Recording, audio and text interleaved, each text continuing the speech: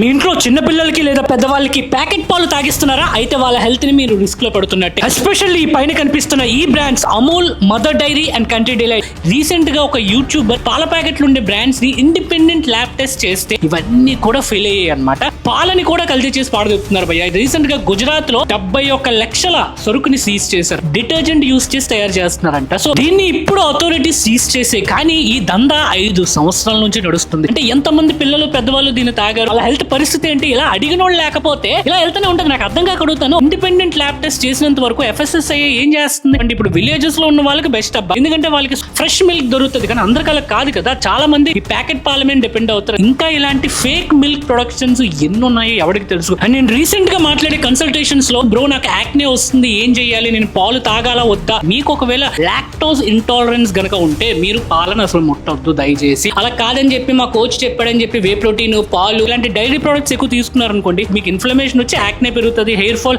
ఇలాంటి చాలా side effects ఉంటాయి. Please do check that your lactose intolerance, yes or no, especially with your coach. Next time మీరు పాలు తాగినప్పుడు ఏ బ్రాండ్ మిల్క్ కన్స్యూమ్ చేస్తున్నారు, దాని సేఫ్టీ లెవెల్స్ ఎలా ఉన్నాయి అనేది తెలుసుకొని అప్పుడు కన్స్యూమ్ చేయండి. సో ఒకవేళ మీకు బెస్ట్ మిల్క్ బ్రాండ్స్ ఏంటో తెలుసుకోవాలంటే కింద మిల్క్ అని కామెంట్ చేయండి. నెక్స్ట్ వీడియోలో మాట్లాడుకుందాం.